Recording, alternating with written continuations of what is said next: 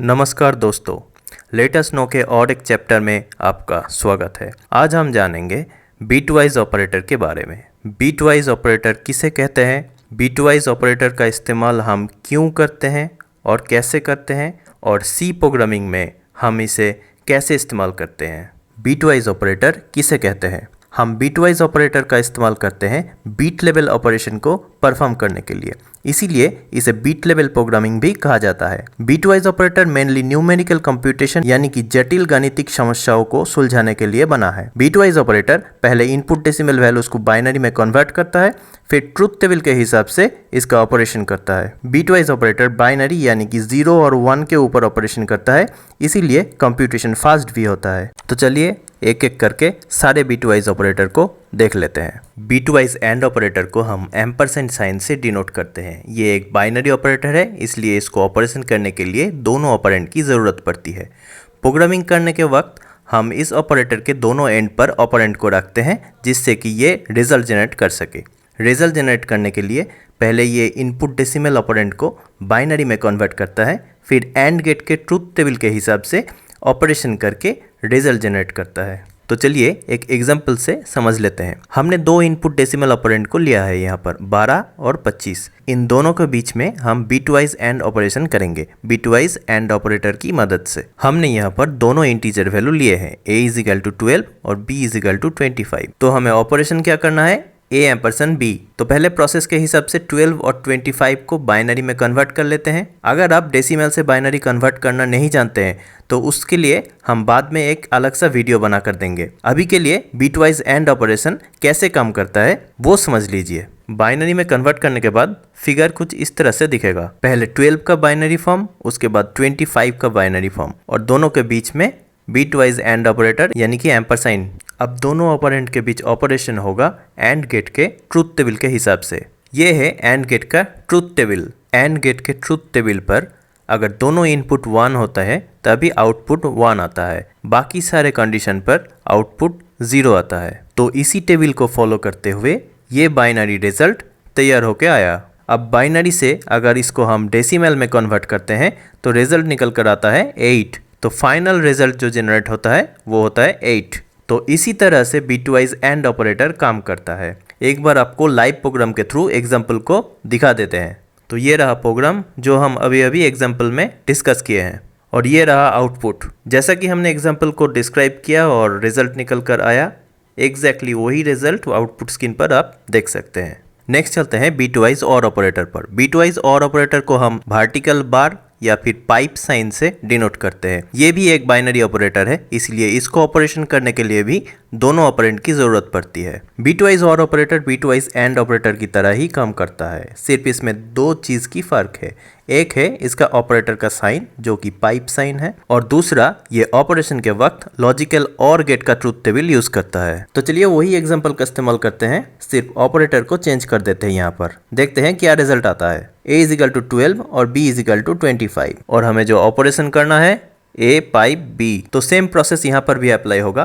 पहले decimal value को binary में कन्वर्ट कर लिया जाएगा, उसके बाद बीटवाइज और ऑपरेशन होगा। बाइनरी में कन्वर्ट होने के बाद ऑपरेशन कुछ इस तरह से दिखेगा। पहले 12 का बाइनरी फॉर्म और उसके बाद 25 का बाइनरी फॉर्म, और दोनों के बीच में पाइप साइन यानी कि बीटवाइज और ऑपरेटर। अब और गेट का ट्रुथ टेबल के हिसाब से इसका ऑपरेशन होगा। ये रहा और गेट का ट्रुथ टेबल। और गेट के ट्रुथ टेबल पर अगर दोनों इनपुट 0 होता है तभी आउटपुट 0 आता है। इसके अलावा जो भी कंडीशन यहाँ पर रहता है सब पर इसका आउटपुट 1 रहता है। तो इसी टेबल का यूज करके ये ऑपरेशन एग्जीक्यूट हुआ और ये बाइनरी रिजल्ट निकल कर आया। अब अगर इस बाइनरी रिजल्ट को डेसिमल में कन्वर्ट करते हैं तो रिजल्ट निकल कर आता है 29। तो यही है फाइनल रिजल्ट। तो चलिए प्रोग्राम के थ्रू इस एग्जाम्पल को एक बार देख लेते हैं।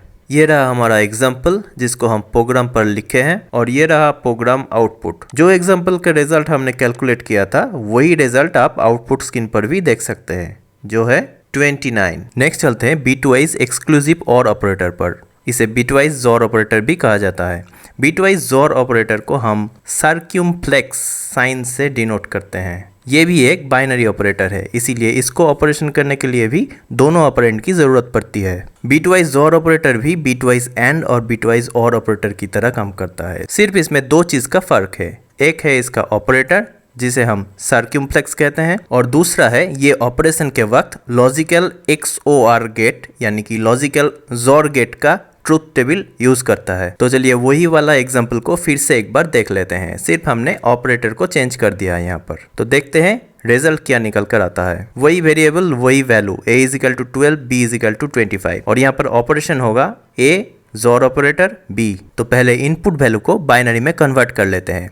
बाइनरी में कन्वर्ट करने के बाद ऑपरेशन कुछ इस तरह से दिखेगा। यहाँ पर पहला वाला जो बाइनरी वैल्यू है वो 12 का है और दूसरा जो बाइनरी वैल्यू है वो 25 का है और इन दोनों के बीच में बीट वाइज जोर ऑपरेटर है। ऑपरेशन के लिए बाइनरी वैल्यूज को कुछ इस तरह से सजा लेते हैं। ये रहा जोर गेट का ट्रूथ टेबल। जोर गेट का ट्रूथ टेबल पर अगर दोनों इनपुट 0 या फिर 1 रहता है तो आउटपुट 0 रहता है और बाकी सारे कंडीशन पर आउटपुट 1 रहता है। जोर गेट का ट्रूथ टेबल फॉलो करते हुए जब इन बाइनरी नंबर्स के ऊपर ऑपरेशन किया जाता है तब ये बाइनरी रिजल्ट निकल कर आता है, जिसको अगर हम डेसिमल में कन्वर्ट करते हैं तो 21 निकल कर आता है, यानी कि A जोर B का फाइनल आउटपुट होता है 21। तो चलिए एग्जाम्पल को एक बार लाइव प्रोग्राम पर रन करके देखते हैं क्या रिजल्ट निकल कर आता है। यहाँ पर एग्जाम्पल को हमने प्रोग्राम पर लिखे हैं, अब रन करके देखते हैं आउटपुट क्या आता है। हमने एग्जाम्पल को डिस्कस करते समय जो रिजल्ट निकल कर आया था एग्जैक्टली वही रिजल्ट हम आउटपुट स्क्रीन पर देख सकते हैं। नेक्स्ट चलते हैं वंस कॉम्प्लीमेंट ऑपरेटर पर। बिटवाइज वंस कॉम्प्लीमेंट ऑपरेटर को हम टिल्ड साइन से डिक्लेयर करते हैं।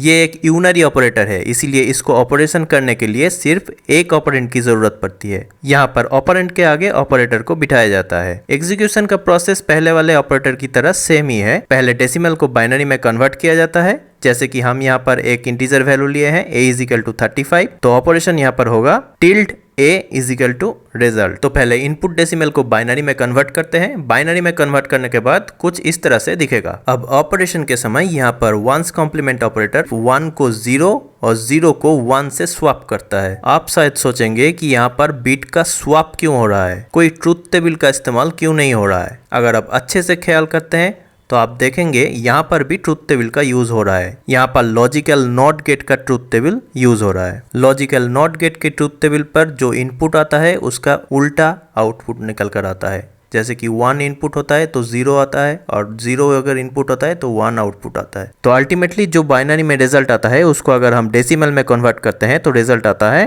220। तो टिल्ड a का फाइनल आउटपुट 220। तो चलिए इस एग्जांपल को एक बार लाइव प्रोग्राम में रन करके देखते हैं क्या रिजल्ट निकल कर आता है। तो एग्जांपल को हमने प्रोग्राम के स्क्रिप्ट पर डाल दिया है, अब रन करके देखते हैं। यहाँ पर आप देख सकते हैं प्रोग्राम आउटपुट का रिजल्ट एग्जाम्पल के आउटपुट के साथ बिल्कुल ही मैच नहीं करता, क्योंकि एग्जाम्पल पर हमारा आउटपुट आया था 220 और यहाँ पर प्रोग्राम पर आउटपुट आ रहा है -36। एक्चुअल में 35 का वंस कॉम्प्लीमेंट 220 ही होता है, मगर डेटा मेमोरी लोकेशन पर 2's कॉम्प्लीमेंट फॉर्मेट पर स्टोर होता है और 220 का 2's कॉम्प्लीमेंट फॉर्मेट होता है -36। नेक्स्ट चलते हैं लेफ्ट शिफ्ट ऑपरेटर पर। लेफ्ट शिफ्ट ऑपरेटर को हम डबल लेस देन सिंबल से डिनोट करते हैं। ये एक बाइनरी ऑपरेटर है, इसीलिए इसको ऑपरेशन करने के लिए 2 ऑपरेंड की जरूरत पड़ती है। रिजल्ट जनरेट करने के लिए पहले ये इनपुट डेसिमल ऑपरेंड को बाइनरी में कन्वर्ट करता है। यहाँ पर कोई ट्रूथ टेबल की जरूरत नहीं पड़ती। फिर जितना घर इसको लेफ्ट शिफ्ट करवाना होता है उतना घर राइट में 0 से फिल कर देते हैं। तो चलिए एग्जाम्पल से एक बार समझ लेते हैं। हमने यहाँ पर एक इंटीजर वेरिएबल लिया है a इजिकल टू 5 और हमारा ऑपरेशन है a लेस देन 2, यानी कि हम 2 घर लेफ्ट शिफ्ट कराएंगे। तो पहले इंटीजर वेरिएबल को हम बाइनरी में कन्वर्ट कर लेते हैं। 5 को बाइनरी में कन्वर्ट करने पर 0101 आता है। अब अगर हम 0101 को लेफ्ट में 2 प्लेसेस शिफ्ट करते हैं तो राइट में 2 प्लेसेस एम्प्टी रह जाता है और इस एम्प्टी जगह को 0 से फिल किया जाता है। इस ऑपरेटर का यही काम होता है, वैल्यू को जितना घर हम लेफ्ट शिफ्ट करवाएंगे उतना घर 0 से राइट में फिल कर देना होता है। अब 5 का जो बाइनरी वैल्यू था वो था 0101, उसके बाद 2 एम्प्टी स्पेस पर 2 0 ऐड हुए, तो टोटल जो बाइनरी वैल्यू जो जनरेट हुआ वो है 010100। अब इस बाइनरी वैल्यू को अगर हम डेसिमल में कन्वर्ट करते हैं तो रिजल्ट आता है 20। तो a लेस देन 2 का फाइनल रिजल्ट होता है 20। तो इस तरह से लेफ्ट शिफ्ट ऑपरेटर काम करता है। तो चलिए इस एग्जांपल को एक बार लाइव प्रोग्राम पर रन करके देखते हैं क्या रिजल्ट आता है। तो एग्जांपल का हमने स्क्रिप्ट तैयार कर लिया है, अब चलिए रन करके देखते हैं। एग्जांपल डिस्कस करने के वक्त हमने जो आउटपुट पाया था जो कि है 20, वही आउटपुट स्क्रीन पर आप देख सकते हैं। तो इसी तरह से लेफ्ट शिफ्ट ऑपरेटर काम करता है। नेक्स्ट चलते हैं राइट शिफ्ट ऑपरेटर पर। राइट शिफ्ट ऑपरेटर को हम डबल ग्रेटर देन साइन से डिनोट करते हैं। ये भी एक बाइनरी ऑपरेटर है, इसीलिए इसको ऑपरेशन करने के लिए भी दो ऑपरेंड की जरूरत पड़ती है। रिजल्ट जनरेट करने के लिए पहले ये इनपुट डेसिमल ऑपरेंड को बाइनरी में कन्वर्ट करता है, फिर लेफ्ट शिफ्ट ऑपरेटर जो काम करता है ये ठीक उसका उल्टा करता है। इसीलिए जो कन्वर्टेड बाइनरी डेटा मिलता है इसमें जितना घर इसे राइट शिफ्ट करवाना होता है पहले वो कर देते हैं, फिर राइट शिफ्ट करने की वजह से लेफ्ट में जो एम्प्टी स्पेस क्रिएट होता है उसे 0 से फिल कर देते हैं। इसके बाद जो बाइनरी डेटा बन के तैयार होता है उसे डेसिमल पर कन्वर्ट किया जाता है, वही होता है फाइनल रिजल्ट। तो चलिए एक एग्जांपल से देख लेते हैं। हमने यहाँ पर एक इंटीजर वैल्यू लिया है a = 5 और हमारा ऑपरेशन है a > 2 = रिजल्ट, यानी कि हम दो घर राइट शिफ्ट करेंगे। तो पहले जो इंटीजर वैल्यू है उसे बाइनरी में कन्वर्ट कर लेते हैं, यानी कि 5 का बाइनरी कन्वर्ट करने पर होता है 0 1 0 1। अब हमें राइट शिफ्ट करवाना है, इसीलिए राइट एंड से 0 1 को हटा देते हैं। इसकी वजह से लेफ्ट में जो दो स्पेसेस क्रिएट हुए हैं उसको हम 0 से फिल कर देते हैं। अब जो नया बाइनरी डेटा बन के तैयार हुआ वो हुआ 00001। अब इसको अगर हम बाइनरी से डेसिमल में कन्वर्ट करते हैं तो रिजल्ट आता है 1, जो कि फाइनल रिजल्ट है। तो इसी एग्जाम्पल को एक बार लाइव प्रोग्राम में टेस्ट कर लेते हैं, देखते हैं क्या रिजल्ट निकल कर आता है। तो यहाँ पर हमने एग्जाम्पल को प्रोग्राम पर स्क्रिप्ट कर दिया है, अब रन करके देखते हैं। तो यहाँ पर आप देख सकते हैं एग्जाम्पल पे जो आउटपुट हमने पाया था जो कि 1, वही आउटपुट हम आउटपुट स्क्रीन पर देख रहे हैं।